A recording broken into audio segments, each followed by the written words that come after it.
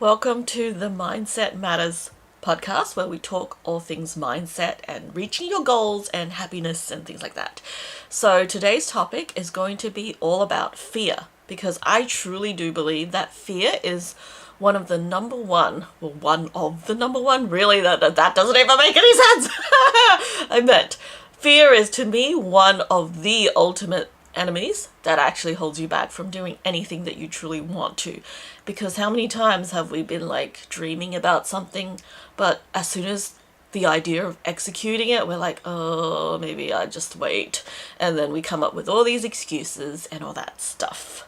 So I'm going to go back in time a little and just share some of my early stories of my fears, and then progress into my middle years. Sound old, but I am, sort of, in a way. It depends on how you look at it. But yes. I just remember as a little kid, I was the most scared little kid that you can imagine. I was afraid to talk to the teachers. I was afraid to call any teacher by their names. I had this severe fear of talking to teachers. And I just have this memory of, rather than asking the teacher if I could go to the toilet, I would rather pee myself. That's literally how bad it was, that my fear was affecting me this much. I remember also, because just very vivid memories of just me standing outside the classroom, and in the morning we usually have this routine where we we always have to say good morning, Mrs. something something, like the teacher's name. And for some reason, I just couldn't say the teacher's name. And that's another thing that I have a lot of problems saying names. But anyway, so I would rather stand outside and the teacher would actually invite me in because I was so afraid. Like, I don't even know why. Like, when I think about it, I really, at the time, I didn't understand why that I was so afraid, but I just was. So, and then I noticed that a lot of people, when they yelled at other kids, they would not yell at me, which is very nice of them. Like, I appreciate it greatly because they knew how scared I was. Like, I would almost suggest that I was quieter than a mosquito. That's how I always imagined it. But what's really interesting is throughout my childhood and teenagehood, I've always was very full of life, very, very loud, very crazy when it's with people that I know. So as soon as I come home, I'm a different person. I'm like, oh yeah, like I'll just be like screaming about random stuff. And people just found it very difficult to even believe that I was the same person. I remember as soon as I got home, like I was just back to my old self. That is just loud and crazy. So what I think most people see through the camera is how I usually am. But I am very quiet with people I don't know. And that goes to when you're a kid. I was just severely afraid. I was severely afraid. I think it could also to do with some of the earlier childhood experiences, because it could also be genetic. I don't know what it is. Like, it could just be in the DNA. So I have no idea why I was so afraid. And I just remember, like, I had these biscuits or cookies, whatever it is. Like, I had them in a bag, and I was so embarrassed and scared of other people seeing what I was eating. And I would just actually hide it in like the secret place, so I would eat it without anyone knowing. They're all signs of severe fear when I was a kid. And then I do remember early memory that the teacher drew pictures on the board, and they would like say, oh, everyone go and draw this. And for some reason, I just remember it being like this peacock or this really beautiful bird. And I looked at it and I thought, I couldn't do it this well. I couldn't do it at all. So I didn't draw anything. I handed in a blank piece of paper every single time. I lost count how many times they asked us to draw something from the board, and all the other kids did, but I handed in a blank piece of paper. I just have like this really, really vivid memory of the picture was too overwhelming for me to draw, and I was scared. I was just too scared to try. And then luckily my mum actually found out that I was too scared, and she sent me to art school. It was like a school where they taught you how to do basics. So it was like how to draw a circle, how to draw a square, how to draw a triangle, and how to put them together to make basic shapes.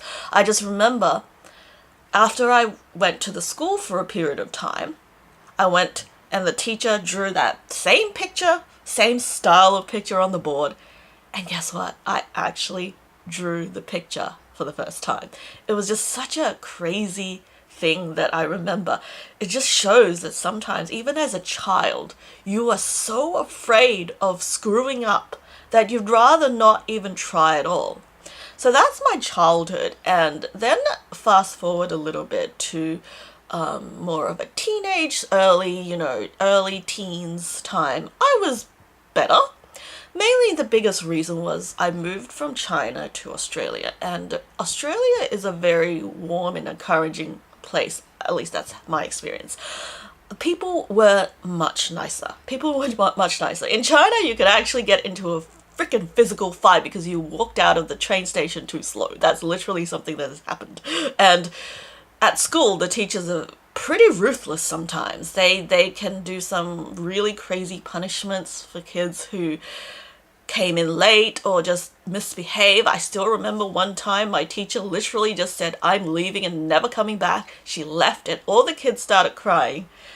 And she's just like, "I'm not never coming back." I just remember that because it was just so scary to all the kids. I like that the teacher just left and was never coming back. But yeah, it was just, I remember like them punishing kids who were late by putting them on the desk and say, "You go to sleep. If you're going to be late because you go to sleep, then you better go to sleep now." It's just so embarrassing for the kid that was late that the teacher would punish them like that. So I just remember all of that when I was a kid. And when I got to Australia, it was a very different experience. School was so warm and nice that I do remember the first time I was told that I got to go to after school care. I was like, "Oh no, I don't want to go. We have to do all this homework and stuff," because that's how we did after school care in China. We just had to do a bunch of homework in this room, quietly just sit on a thing and just write. And they said, "Oh, there's all these activities." I literally was dumbfounded. I was like, "What? How do you not have to study after school?" That was such a foreign concept that I could actually comprehend it. That's how crazy it was. And I noticed that some teachers, while some teachers may not be nice, but I do find that the majority of the teachers were much kinder, and they were just so nice. And one of the things that I just remember so vividly was my primary school music teacher. She was one of the kindest human beings I've ever seen in my entire life to that point, except for my grandfather. My grandfather's also one of the kindest human beings on earth. But I just remember how overwhelmed with positive when I see her. I was so happy. Like, I just remember all I ever wanted in life was one person who didn't yell when I did something wrong. And I tried to do that, but that's a different story. I try to do that, like, not yell, but, we're humans. But anyway, but when I was a kid, I just remember how it feels like whenever I do something, people would just lose their patience and yell. But for the 1% of teachers or people that I've met who didn't yell at me, I treated them like they were the most important person on earth. I literally worshipped them. That's how important they were to me. And my music teacher was the first person in my childhood when I came to Australia, I should say, not come. I don't want to get my grammar wrong. When I came to Australia, she was the first person who treated me such a kind way that I literally went crazy when it wasn't music lesson, because our music class was on Thursdays, and when it was Friday, it was literally the most depressing day of the week because it meant we had to wait a whole week before music class. And sometimes I just remember being so happy when there was more than one class that had music. Sometimes we had choir practice, and then I would get so sad when I saw that the teacher's car had left because I know she's gonna be away for another week or something. I just vividly remember that. This shows how powerful someone's encouragement and kindness can be for a little kid. But she just really made a difference in my early childhood. And I found that the more people encouraged me, the more kind they are to me, the less afraid I was. So I at least went from being so scared to even ask the teacher to go to the toilet to actually saying a few things in class. And I made friends and everything. And it was just such a turnaround. I know when I went to high school, it was a very challenging beginning because I had gone from a very safe, like small community in the primary school to a bigger high school where I didn't know anyone, didn't know any teacher, and it just started a bunch of different anxiety. And it was, some of it was like anxiety nausea, which I experienced for the first time in my life, and I was just having such a hard time dealing with it. And I remember like how scared I was the first day. I went to the wrong class and the teacher was like coming to me and go like, do you need help? Like, do you need to find your class? And I remember just feeling so lost and not know, because the high school system is very different, that you have to actually go around and look for your classrooms in different rooms, whereas in primary school you just stay in the one class. But anyway, I was just so nervous. I remember going to school every day. I would feel that stomach feeling where I felt queasy, and if I eat anything it would just get so much worse, and it was very difficult. But slowly through the year, the kindness of the teachers really made a difference into my perception of that school. It was just such a big change. I went from absolutely being terrified, not even being able to go to assembly without freaking out because I was not allowed to bring anything with me. And at that time, having a drink of water to me was like my cure of getting rid of this nausea. So I really freaked out back then when it was like Friday and it was assembly day and we all had to go to the hall and bring nothing with us, because like to me having a water bottle was my comfort. So I remember like trying to find different things to fit in my pocket, to find a perfect water bottle that would fit in my pocket. Too bad I couldn't find anything like that. But it was just such a difficult time, and the worst part was I was too afraid to tell anyone about my anxiety. So nobody even really knew about it. And now thinking back, if I had been able to be honest with them and just tell my story, or why I was so anxious and how it made me feel, maybe they would have been able to help me more, and maybe I could have gotten help when it's assembly time rather than just going there having a near panic attack. I do still remember once that I had to leave the assembly room because I was feeling so queasy and sick. Like the teacher actually asked like, are you okay? And I said, oh no. So I ran out of the toilet, into the toilet, not out of the toilet. I was just so in a big panic. I was sweating, I was shaking. It was just very scary. And it was all because I felt like I lost the ability to carry water with me, because water was my comfort. And that actually goes back to when I was a little kid. I remember getting food poisoning one day. I was really sick and my grandfather said, drink some water, it'll make you feel better. For some reason, as a little kid, everything that adults tell you is like 100% truth. So I took it as if I drank water, I wouldn't be sick. So since then, even though as I got older, I know like that's not true. Like drinking water would just like flush out some of that bad taste in your mouth and it'll make you feel better. It's not going to stop you from being sick. But for some reason, my mind clung to that drinking water is going to stop me from being sick. So I had to bring that water bottle with me, no matter where I go. And that was just so important. So I really had a hard time when I wasn't allowed to bring anything with me and I couldn't bring my water bottle. So anyway, time passed and I slowly got used to it. I got to a point where I was able to deal with my anxiety, but still things like different events, life events, big life events would trigger my anxiety on and off.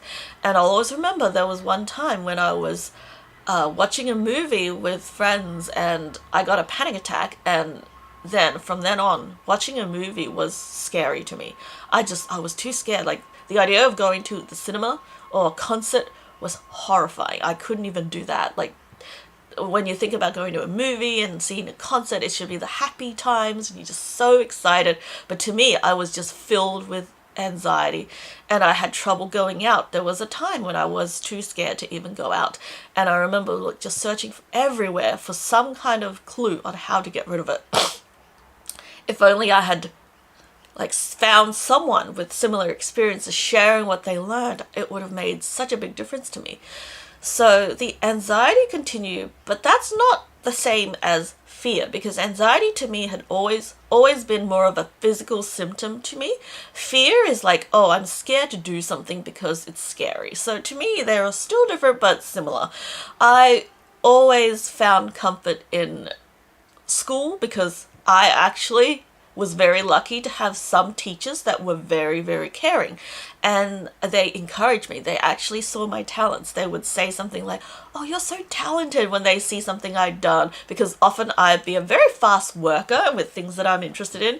So with computers, I'd just be like, zoom, zoom, zoom. I finish out all my stuff within the first like 10 minutes, and while everyone else is still slowly typing away, I would just be like, I'm done. But it was just so amazing, actually, because growing up in a family that's, from China, you probably can already guess that parents in that generation and in that country, they usually are very, very strict, and because of the population and the competition, parents are just wired to be more focused on what you could be doing than what you are doing right. So they're always really focused on, oh, you're not doing this well enough, or you need to do better. So that's growing up has been my experience, is that parents have always been just saying to me, oh, you could be doing better. Like, it was never focused on anything that I did well. It was more focused on whatever I didn't do well. And for the first time, my teachers actually told me that I was doing something well and I was talented in things like art. I remember I was really loved art, and I just, like, they were saying how talented I was. It was amazing. I was like, wow, someone actually thinks I'm talented? Like, to me, the concept of that is just so weird and foreign. I couldn't even comprehend that. It's basically the same situation as when I first got here, and people were saying, like, after school care is where you go play, and I was like, what? No way, that's impossible. So my teachers would say things like, you're so talented, and I'd be like, are you serious? Like, how? Like, I couldn't even see that. That's how, like, my mind was just, at the time, I couldn't see it. And of course, I was still very quiet. I've always been the quiet one at school because I feared people I don't know. I feared talking to them. I feared starting conversations. But with that one friend that I knew very well, that I was able to get close to, they know I'm very crazy and very wild and very random, and I just say some really crazy things. They start knowing me in a different way, but it's only the people that I know I feel comfortable in being like that with. So all these things have made me realize that I was afraid. I was too afraid to do anything.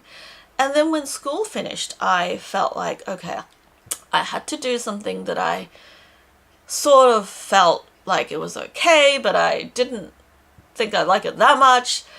And it was, I went to university for like 2 years or something, did half a freaking degree, which I still have nightmares these days of trying to finish that freaking degree. I'm still trying to finish those courses, and in every single time in that dream, I'm always failing the class, and I'm always handing in assignments that are freaking like not up to standard. I'm getting like a D or something. That's my dream for the last 20 years. That's literally my dream. Like, I have this ongoing nightmare. One day, I wonder if one day I'm gonna actually finish the course, or just realize that I don't need to do the course, because yeah, I did university for 2 years, and I really realized that what I was studying was not for me, and that was teaching.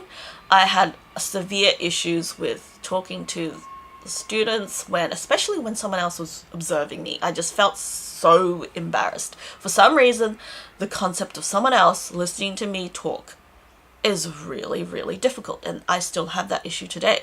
Like, for example, I couldn't speak on the phone if my parents were like in the room. It's like I just couldn't speak properly. I just couldn't talk the way I would want to. I'd just be more like, oh yeah, yep, okay, yeah, cool, awesome. I'd just be saying that. Whereas if nobody was home, I would be like, oh, I would just be like really talking. And I don't know if friends found that difference, but it's just interesting because I was just so embarrassed. It was like I felt really stupid. And it was just so difficult. And even now, I still have some of that issue where I couldn't speak to the camera when someone else is in the room. It's just very, very hard. It's like I get the same sense of feeling of just embarrassment, like, oh, I'm just being really stupid or something. And it's just been a challenge, and I'm still trying to work through it. And sometimes I just have to think, you know what, I just sound so much more natural when I'm alone, so I just need to just focus on that rather than spend all my life working on something that I'm not good at. And so, you know what, at the moment, I'm just filming when I'm able to in the house alone, and that really works for me. But I still would like to work on that one day, you know, to be able to speak in front of people and not feel so stupid or they must be thinking something about me, because that's like, I think that's my ultimate fear, is that they're thinking something about me. And the weirdest thing is, I'll tell you the weirdest thing, is that I'm not just afraid of them thinking something negative. I'm also afraid of them thinking something positive. And it goes back to my childhood. I just remember I am unable to handle if my mom actually said positive things about me. Like, I actually feel really weird. I guess it's the same thing as sometimes when kids don't, the Asian parents who never say I love you, like they say it for the first time, it feels so weird. That's what I always have to go through whenever, like, receiving positive compliments to me was just so weird that I legit cannot handle it. I'm like, oh my god, I can't handle it. I'd rather you say something just neutral or sort of about me rather than say something nice, because it's just so weird.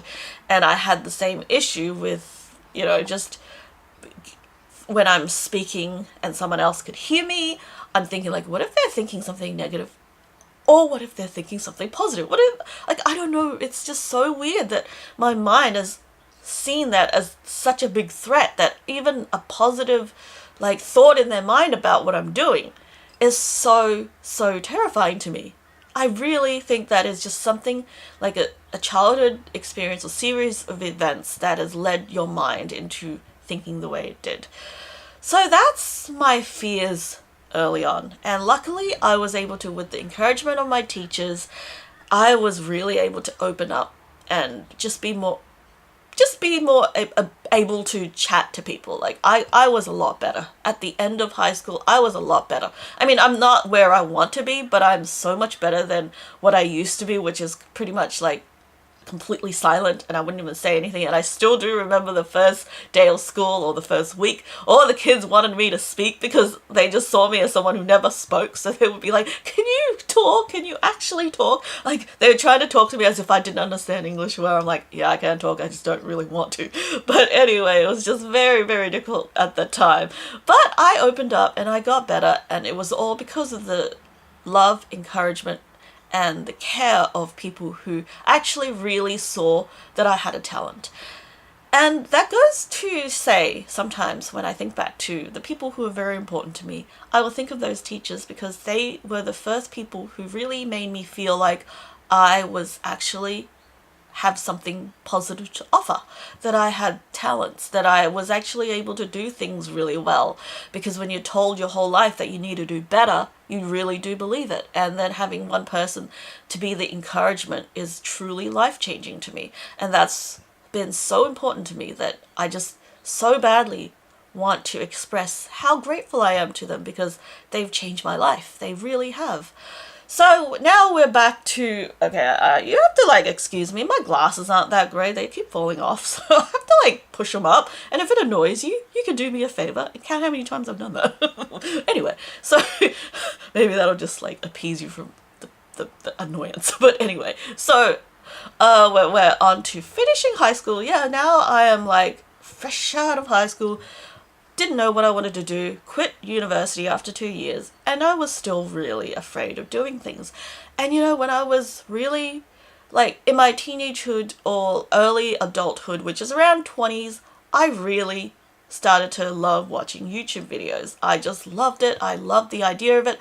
I've always been very creative in that way, that when I was 13, or 14 or 15, you know, those age, I used to carry around a camcorder with me everywhere I go at school, and I would try to film everything. Like, I legit still have these footage of school time where I filmed around, and at home we made up all these scripts.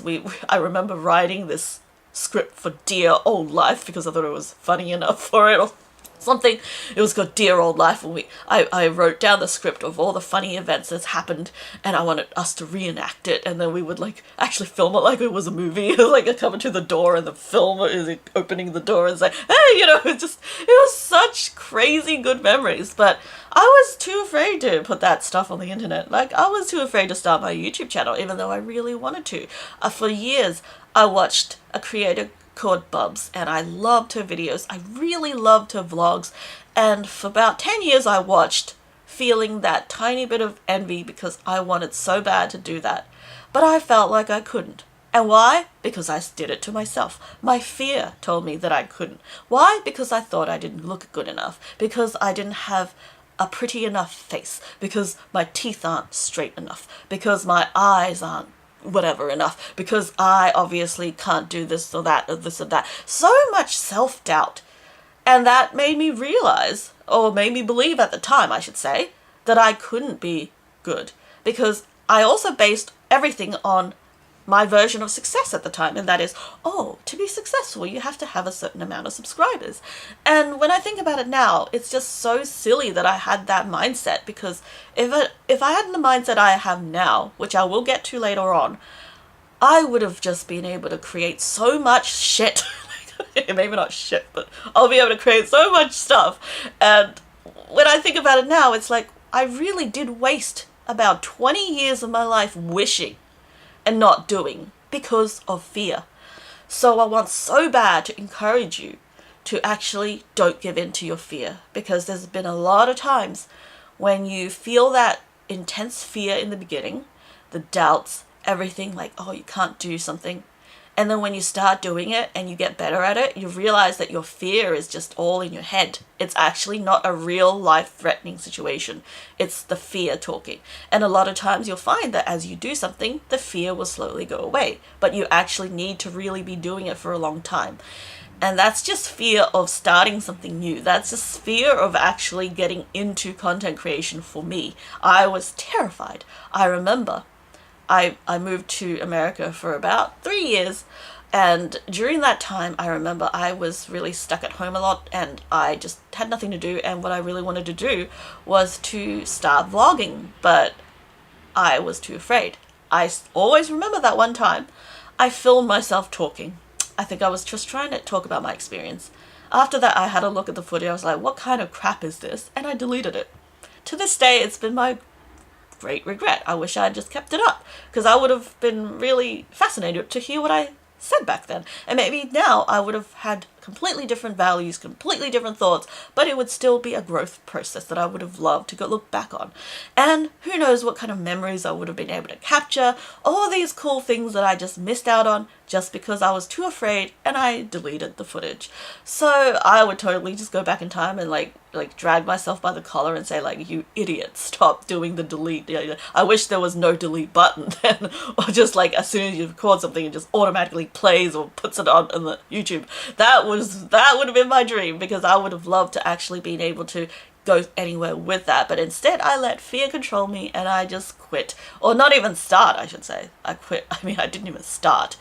I did do a food blog because back then it was easier for me to take photos and stuff, so instead of putting myself online, I just took photos and made recipes, and I did lots of different websites. I made lots of different websites. I had so many websites for all my interests, believe it or not. I had websites for shows I liked. I had websites, like a blog for my own personal journey. One day maybe I'll find it and I'll read some weird entries from it. I was just so obsessed with creating content. I was blogging like most of my early teenage, late teenagehood and early adulthood. I was blogging. I just made websites because that was my way of expressing myself, and I loved it. It was so much fun, and what I loved was meeting new people. I even did a podcast back then on a show I really loved. It was so much fun. We just came up with all these creative ideas, and it made me realize something very important at that time, was that if something you really want isn't done yet. You got to do it yourself. That was one of the biggest life lessons I've learned, is that sometimes you can't just wait around for someone else to do it, because what if they never do it? What if nobody else ever does it? You could be the first person to do that, and it just feels so special. So that's what I did a lot of times. I would like make websites on things that didn't exist yet. So, and I had experience with making a website for these ancient Chinese shows that I really, really loved. I remember how upset I was that there was no real site dedicated to that genre of the fantasy style. And I just thought, you know what, I'm just going to make it myself. So I made a website, and I remember I spent so much time putting content out, like creating all these comics and making music videos. It was so amazing. It was some of the best times of my teenagehood, because I don't think I was a teenager then. I was like early 20s. It was some of the best times of my life, because I remember how exciting it was. I could work into the night, because back then I had an internet, like a time limit. I had to go to bed by like 9 or something. So, but on school holidays, I would stay up till 2, and it was just so exhilarating. It was so amazing. I would just work into the late night around 1 or 2 a.m. and I'd be like working on my website, feeling that excitement, just so happy, so exciting. Like that excitement is hard to describe, but when you're creating something because you love it and it's so much fun, like coming up with different ways of sharing something that you really love, to me has always been something that is just so fun to me. So I just remember that excitement. And then whenever the school semester came up, slowly I remember just being really, really sad and depressed, and it would go to a phase where I was like just in denial and trying to grieve over the time when I get to just work on my website, do all these assignments that I wasn't even that good at. And it was just, I just remember how much I loved making websites.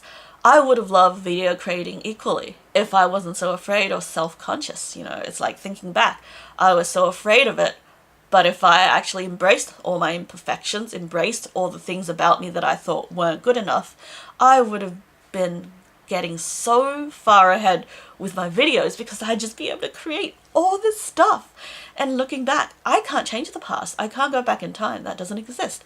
The only thing I can do now is to make as much as I can now to make up for the fact that I lost all this time, and to encourage you not to make my mistakes, because I could have really been just able to get so far ahead with what I want. Not so far ahead in like how I do with the videos, because I don't really think about that as much. I think more about how much I can create and how much value I can bring. That to me is better than thinking about how much I can grow, because when you think about how much you can grow, all of that is out of your physical control. The only thing you can control is what you put out. So I like to focus on what I put out. So I just keep thinking, if I'd like started 10, 20 years ago, imagine the body of content I would have now. I'd probably have like over 2,000 videos if I went by how I do things now. Because that's just, and then I would be able to relive all the good memories that I don't have now, because sometimes when certain times of your life is gone, they're gone. Like I would have loved to see certain footage from where I lived maybe 10 years ago, or the house I was in, or anything like, or just memories of people that were close to me. I would have loved to have more memories like that, but I don't, unfortunately, because I was too afraid. I was just too afraid. I couldn't handle the fear. And then it's like later on, I still remember I got to a phase where I was getting more serious about doing my own channel, and that's another I thing, by the way, counter. Yes. So later on, I after I quit university, I went through a period of moving to America for about 3 or 4 years, coming back, and then fast forward to when I was about, maybe 30, early 30s. I was finally ready to make my YouTube channel. I don't know what made me do it. Oh, I think it's because I started off with Instagram, and I met someone who's really, really encouraging. I met someone, Earth Angel Gemini is her YouTube name now, but it's Peter Ramia. I just want to say that she, in the early days, we chatted a lot on Instagram. And I actually remember just, I was so afraid of getting on camera. I was sort of ready. I was thinking about it. I was just like, you know, in that mode where I'm like almost freaking ready, but I'm not quite. And she gave me the encouragement to let me start. I think it's because she would show about her struggles and how she didn't feel like she was, you know, it was just like sharing her struggle of content creation or of her own self-esteem or something like that, that made me feel like if someone else also struggles, then I'm not alone. You know, I feel like, okay, maybe I can do this. It's so weird when we think about it. It's so scary to do the first thing, but when someone else kind of almost like gives you permission, it's so much easier. You feel like, okay, I have permission to do this. And that comes to like why I actually quit YouTube for quite a number of years. I did a lot of content creation in the beginning and I was really happy, but eventually my interests changed. And of course, when you do YouTube, you always have to go and watch these how to grow on YouTube channels, right? Sometimes that's a mistake, because it's better to kind of not have all these expectations and all these like rules, because it kind of just hinders your creativity. And one of the things I always remember them saying is, go back to your analytics, find out the point of your video when people dropped off, and improve that. To me, that advice is the single most unrelatable kind of advice that I could ever imagine, because this is me personally. If I went and did that, all I would come out is feeling stupid that I made something like that people dropped off, and that I shouldn't bother. Some people are just like that. Other people, you know, they treat it like a job. They can go and fix whatever problems or better the next performance or whatever it is. I don't know, but I would just feel embarrassment. And for the long time, I just kept thinking, like, how would you do that without feeling like you just want to quit because you're so embarrassed about how horrible you were? Like, that's just my thought about myself. So I never actually did that. Another counter. I never actually did that. And I still don't do that. And you know what? It's completely fine. You don't have to, because now I'm making videos that I know, okay, maybe one person will find this video useful, helpful in some ways. Maybe it'll just make one person smile. Maybe it's even good enough to make me laugh about my own stuff. So that is, to me, a good enough reason for me to post it and not overthink it. I don't want to be thinking, oh, this video only got so many views. This video is a 10 out of 10. Therefore, I suck. I shouldn't even bother. I've spent all this time. All of those thoughts are just poisoning your creativity. I'll tell you right now, if you keep getting those thoughts in your head, your creativity is going to go to a zero, because motivation is important when you don't attach it to some kind of outcome.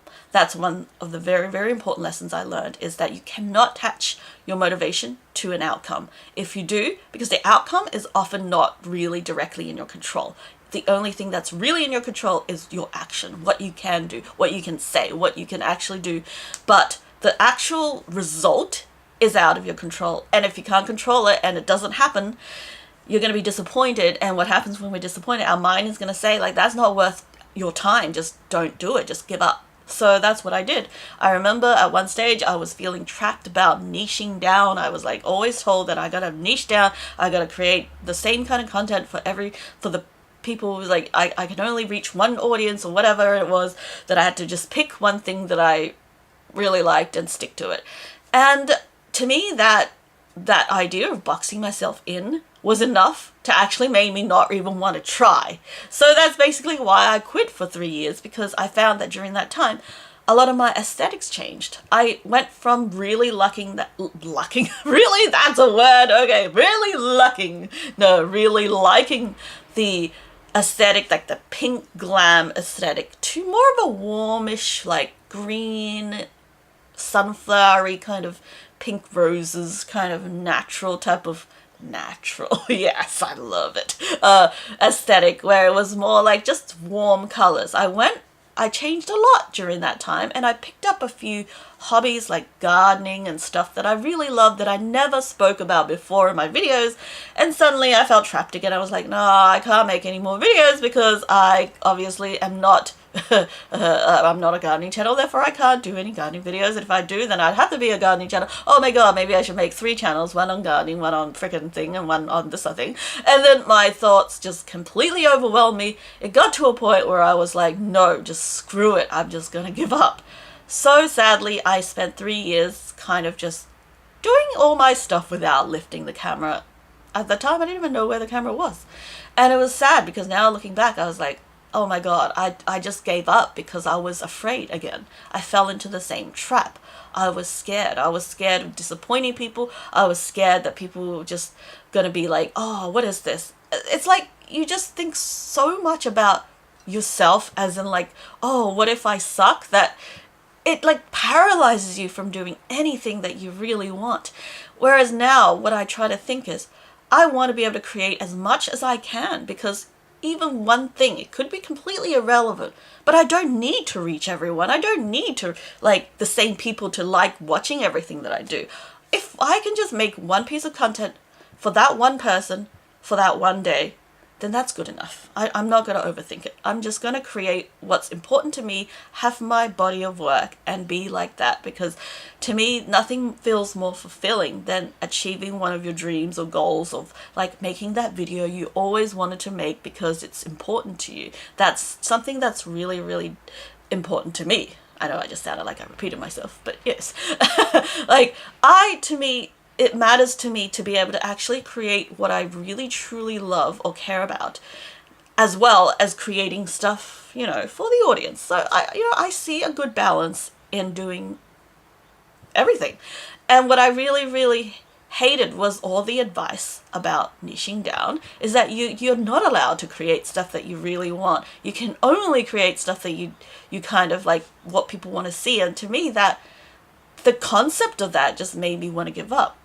So fast forward to maybe, let's just get to after my 3-year break. I was like kind of like considering getting back to video creating. I was like, I think it's time for me to restart this. I don't know how I got motivated again. I guess I just really had more things to say, and I just really wanted to share my messages. And guess what happened? I discovered one of my favorite people on the internet. I know, he's not just on the internet. His real life, but still. What I mean is favorite content creators ever on the internet. I will always be very grateful for Gary V for everything he's ever done on mindset videos, because that has changed my life. It started off with the video called like You Are the Niche. I just remember like I was so lost in what I should do. I just couldn't decide. I kept asking everyone like, should I make a channel about this or that, like what the channel should be about? Like I kept debating in my head. So I started looking for content focused on niche. I just wanted to hear what some other people said, and I came across this one video that was talking about you being the niche. And also there's another creator that I really love called Dan Co. He also talks about You Are the Niche, and I really love that as well, but I discovered him afterwards. So it's like I discovered the You Are the Niche by Gary V first. So that video really changed my life because he spoke with such passion to someone in the car. It was just a 6 or 7 minute video, him speaking to someone in the car about just not needing to niche down, because we are all humans. We have different interests. We're not going to be stuck to one interest. That's very, very one-dimensional. And what happens is you build a transactional relationship with people if you're just talking about one thing. And then I started thinking about it. It's like, oh my God, you're right.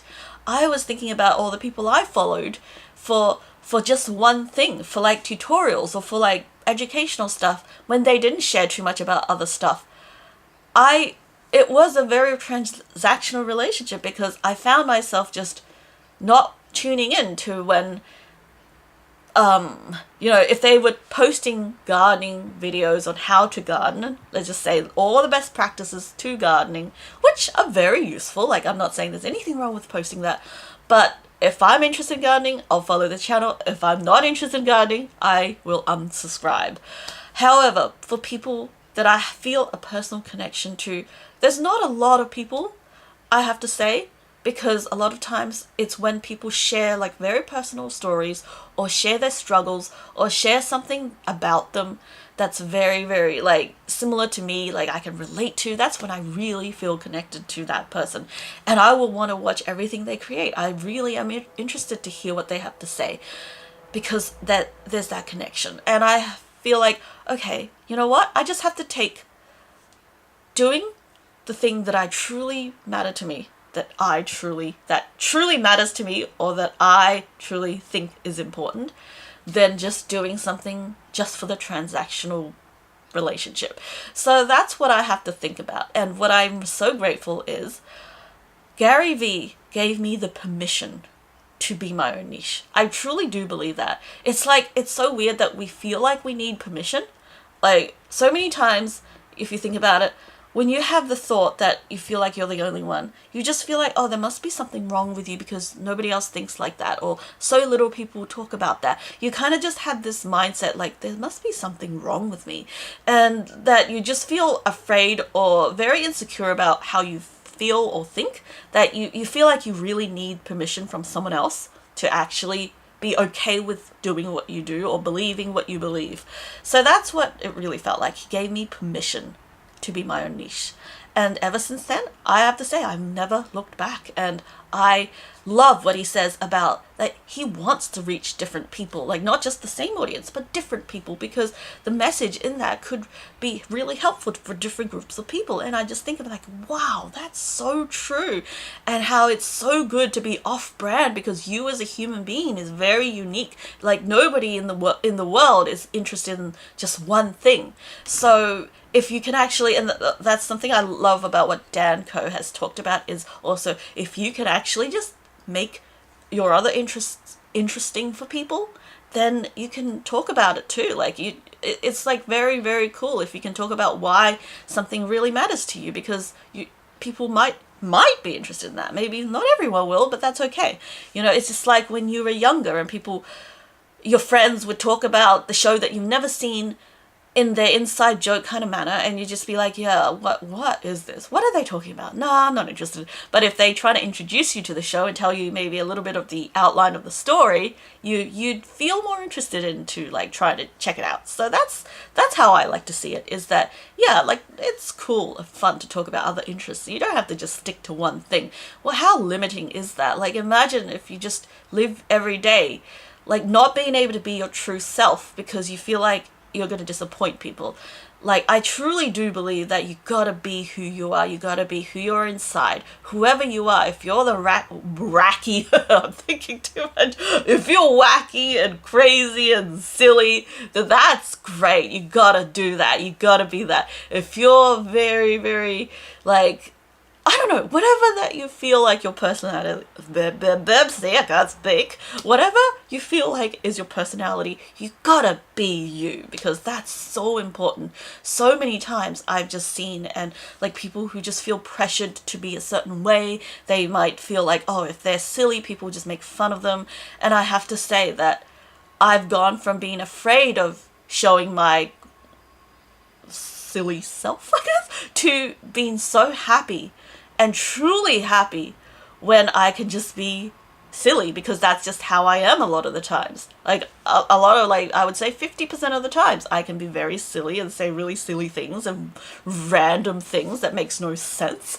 Other 50% I might just be very serious or very quiet or very loud. It doesn't matter. Like, just be you, because you're the only person out there that's the person you are.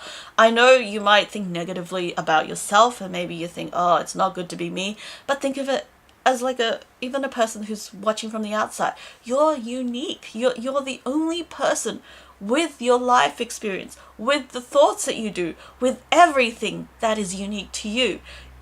Nobody else in the world will sound like you or look like you, and that is, I think, a gift. That really is. Maybe you don't think that way because of your low self-image, but we'll work on that.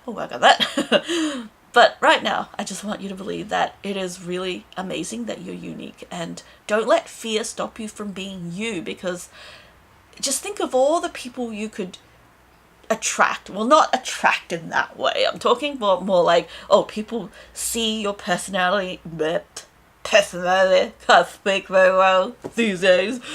People see your personality and they're like, oh wow, I see myself in you, and they feel connected in some ways. That's like the best feeling ever, when I find someone that I feel connected to. Like, oh my god, we have the same values. How cool is that? We have the same ideas about this. We have similar experiences. Oh my god, sharing so many stories together. Like, just remember that, like, when we were young, those were the things that really made us make friends easily. And as we get older, I always thought it was harder to make friends because we don't just have these conversations with people. Like, and when you're a kid, it's easy because you bonded over the same show, the same singer, or the same band. It was very easy. But as you get older, sometimes you fear what people would think, so you don't even want to say what your favorite things are. A lot of times I found that the older we are, the more afraid we become, and we don't even speak what we really love. And then because of that, we don't really truly make connections with people, and so everyone just feels more like a acquaintance. Like, we lose that ability to really trust and like to actually open ourselves up, maybe because of all negative experiences you experienced, all the negative experienced. All those experiences in life may just make you just feel like you can't share things about yourself, whereas if you shared it, it may not appeal to everyone, but for those who really see themselves in you, oh my god, that's going to be life-changing. I'll tell you right now, it's going to be life-changing for those people to actually discover. So that's why I say, don't be afraid to share who you are, what you love, everything about you that makes you quirky, unique, and awesome. I just truly do believe in that. And it's taken me years to actually get to where I am now. I admit it's not easy. I have to listen to a lot of positive mindset things for me to slowly get my mind around it. And it's hard because we're not wired to be brave like that. I feel like a lot of us are not wired. Some people are gifted with that ability, but for a lot of us, like maybe even like I'd say 80% people have to really work towards that. It's not easy. I had to work towards that. I certainly didn't start up my first video feeling like the confidence or being okay with making mistakes as I speak, because now I'm just like, okay, yeah, mistakes are just part of the video. Like, I'm not gonna overthink everything of like every single like pause or the single mistake. Like, seriously, even now I'm making the mistake still. But before, I would have freaked out and I would have probably restarted the audio recording and stuff, or videos I should say, the video recording, and just redo it 3,000 times until I think it's perfect. But nowadays I'm like, nah, screw the perfection. Like, you know, maybe people actually do want to know that you're imperfect, because I always will say this. I say this every single time, and that is, like, don't try to show up too perfect, because most people may not even like fictional characters that are too perfect. You know, we always dunk on characters who are too perfect. Like, we always complain about them. Well, at least I've seen a lot of people complain about them. So that's why it's like, don't worry about showing up too perfect. You can just be flawed, and anyone who judges you, just remember, anyone who judges you are also flawed, because they're judging, you know? It's like, if they actually did what you did and put yourself online and do what you do, I guarantee they'll get judged more than you do. So, you know what? Just understand that. Like, it's like, yeah, I am not gonna freaking care about what other people think. I'm gonna do my thing, and I'm going to actually just remember not to be scared. So we've so far covered about fear of like self, but I also want to cover on some other fears that one might have, and something that I've experienced is fear of starting things that are new, or starting things that are like the fear of imperfection, all those things. Like, I go through fear pretty much with everything that's new. Like, for a long time, I couldn't really bullet journal because I was scared of making mistakes on a beautiful blank piece of paper. See, I'm going back to the art thing again. This is just like the art thing. I was terrified of using pens because I didn't want to make mistakes. I was just unable to even think about drawing on a piece of paper, because it's been many years since I actually drew like on a piece of paper. So I just feel like, oh my god, I lost the ability. I can't do that. I don't want to screw up the lovely journal that I spent like $30 buying, even though I had 3 copies of the same journal. I'm too scared to screw it up. So I'm like, okay, I can't start. So that's what I fear, is that I cannot start this. And one of the very, very important things that I've learned to overcome your fear of starting new things is, okay, you're always dealing with some kind of negative feeling when you're afraid of it, right? Either you're scared that you're going to screw up, you're scared you're not going to be good, you're scared you're going to make a fool out of yourself, you're scared you're going to waste resources, or whatever it is that you're afraid of. And I love Dr. K's advice about like how to actually do things rather than just think things, is that you gotta actually be exposed to it more. So that really makes sense. I was like, oh, no wonder every time I walk past a stationery shop and look at all the stickers they sell, I'm like suddenly urged to journal. And but I get home and then I'm like, oh, what journal? And then I forget about it, right? I was like, whatever. It's like, I forgot, because I don't have anything around me that kind of reminds me of journaling. So I'm just like, okay, out of sight, out of mind. And then I go back to the same shop, I had another look, and suddenly I have this urge to journal again, and then the cycle repeats, because I only go to the shop maybe once every week or twice or 3 weeks, so I can't get that curiosity to keep going. Whereas what he said was to expose yourself a lot to what you're interested in, what you're curious about, to the point where you are bombarded with a lot of information or how to do it, to the point where you're like actually really willing to try. And I find that very, very helpful. That's actually what got me to start bullet journaling and actually feel comfortable with writing on a piece of paper, because believe it or not, there's actually really fun ways to cover up mistakes, or not even cover up, but to comment on your mistakes.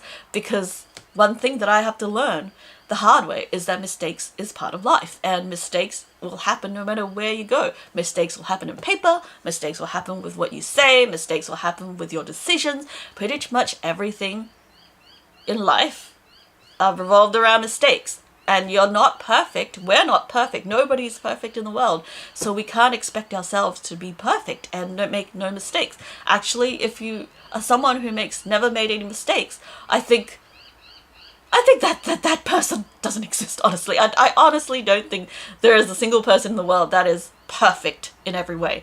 So mistakes, to me, makes us more relatable. Mistakes makes us realize that, oh, it's not so bad. That's what I really want to focus on, is that, yes, I make mistakes when I'm bullet journaling, but that's okay. I mean, I don't have to just think, oh God, this piece of paper is ruined because I made a mistake. What I love to do is I try to get a different color pen, cross it over and say, ha ha ha, look what I did. Oh my God, I misspelled this word or something. Or I could just put a sticker over it. I mean, like easy cover. There are just different ways you can go about it. It doesn't have to be the end all if you make a mistake on a piece of paper. So that's one thing that really helps me, is to be exposed and kind of just reflect on everything I've learned, and to learn everything you can, so that you're not so afraid to get into it, because it's just terrifying when you don't know what you're doing. So sometimes it helps me to get examples. So if it's something like journaling, it really helps when I have, like, I almost said fellow examples, because I'm thinking of fellow students or fellow people. I'm like, fellow examples. I'm like, what the hell am I thinking? Like, it's really helpful when you have examples of other things that are also imperfect. Like, don't look for the most perfect drawn out spread that you can't even draw, because that's not going to really help. Like, if you're not an artist and you're looking at someone drawing a perfect picture, that's not going to really help you. But just look at how, people use stickers, or how people use the rule, or whatever it is. It's just like looking at how they do it, you can think, oh, I can make something similar. And just remember, everything's a practice. You don't have to get it right. And that's one thing with art, is that I've always been very artistic. Even now I still love art, but a lot of times I do find when I see perfect art, it's like, I'd never be able to get that far or get like this. So you got to just change your mindset and be okay with drawing crappy art. If you see that this video is slightly different from before, it's because my freaking battery died and then the camera turned off because of overheating. So yeah. No, that's just goes to show the that perfectionist in me is like, oh, I shouldn't even bother with continuing the freaking thing because, oh, my camera angle is going to be slightly different and that's going to be like not as perfect as I want it to be. So that just goes to show how crazy we are with getting everything perfect, right? But really, does it really matter? Like, probably, I'm guessing, like, people who are listening to a podcast are probably not even watching. Therefore, like, why am I overthinking all this, right? So this is a really this is a real life right now example of how, like, the idea of being too perfect is kind of hindering what we're trying to do. Is like, oh my god, I'm just thinking. And the sad thing is I don't actually remember what I was just talking about, but I have other things that I'd like to talk about. So yeah, anyway, so what I wanted to say last, because we are reaching to sort of the end of the podcast, what I really want to talk about is how, or what am I doing to overcome this fear? It depends on what the fear is, but I'll tell you one thing that really helps me. Consuming really positive content. I would almost say that Gary Vee's content is like the solution to all life's problems. That's literally how I feel. And I just love listening to these videos, like, even if they're short or long, an hour, 2 hours, I will play at least like an hour worth of videos every day so my mind can get into that positive mindset. Because when you consume positive stuff, you consume things that are full of giving you hope and giving you like life and giving you just that, like, I believe I can do it feeling, then oh my god, is it going to change your life? Don't consume content or watch people if you end up, like, after you finish watching, you just feel like, oh, I'm not as good, because you don't need that energy at all. I really, really do believe that. Like, if you're watching someone who's showing off too perfect everything and it makes you feel like it's an unattainable goal and that you'll never be as good, don't watch it. Just don't watch it. Like, I think the best thing you can do is listen to something that makes you feel really good inside, that makes you feel like, yes, I need to start doing all the stuff I love today rather than putting it off for another day. That's the best thing you can do, is to just feel like, I need to make use of the time now. Like, I have this time, I don't want to waste it now. I want to create something. I want to do what I always loved. I want to get into that thing that I've been putting off because I was so afraid. So that's so important. And one of the things that recently that I have to really think about is, oh my god, do I really want to not do something and then regret it when I can't do that anymore? Like, because I wasted too much time? Because one of the things that is the absolute worst thing you'll ever experience is regret. I will always remember that time. Like, this is a very personal story. My grandfather has been the most important person. See what I mean? I'm not thinking very well sometimes when I'm talking for this long. My grandfather is one of the most important people, most important people or person, I don't even know now, to me. He was so kind to me. He was everything to me. And one of my biggest life regret was I never actually talked to him like 2 weeks before he passed, because he got sick and I didn't think too much about it. And then I didn't really, say hi, or I didn't even get to say goodbye. And that's, like, to me, the worst feeling ever, is that I can never change that. I have to just live with that. So that's why for so long I do truly believe in living life without regret, because you are just never going to get certain time back. Don't waste it today. Don't waste it not doing the thing that you truly want to do, because it's like, once the day is gone, the day is gone. You absolutely have to be okay with taking a risk. And how you do that is, you gotta think, is it worse for me to not take the risk today, or is it worse for me to regret it 30 years from now and that I've never done this? So you gotta have to weigh it. And then once you decide to do it, you're gonna make a decision, and the decision has to be like, snap, do it. Like, the decision has to be like, I've decided I'm going to do this, and then you're going to have to just do it. Not putting it off, not waiting another day. You do it right now, okay? Like, yeah, I know. People don't like to be told what to do, but you know what? Don't do it. Maybe that'll help. Reverse psychology, whatever. So, yeah, I just think that we need to really figure out what is making us so scared. It's like, Is it the fear of new things? Is it fear of the unknown? Because well, not everyone, maybe like 1% people aren't, but a lot of people are afraid of the unknown. So if we don't know how to do something, we're going to naturally face it with fear. We're going to naturally feel scared if it's something that we don't know how to work with. So if it's someone you don't know, you'll probably feel more scared to talk to them. So just remember that you got to just do it. You have to make the decision and do it, because if you don't, you're never going to for a very long time. Or you're going to like do it and then regret it. So you gotta do it. You got to actually do it today. If that's one thing I want to truly get people to realize, is that don't waste your time. Like, don't waste your time watching other people live their lives, even if that means I'm telling you to watch less of my videos. You know, it's like, how counterintuitive. Like, watch less of my videos and actually do your thing. Like, seriously, I just really do believe in doing that, because you don't want to spend your life feeling so powerless and feeling like everyone's better than you and feeling so jealous that, like, because you can't do what you love, you just feel that jealousy or that envy, and it's just not good for your mental health. So I just absolutely encourage you today to put down what you're going to do for 1 hour and actually do one thing that you've been putting off because you're so afraid. I truly want you to try to do that today.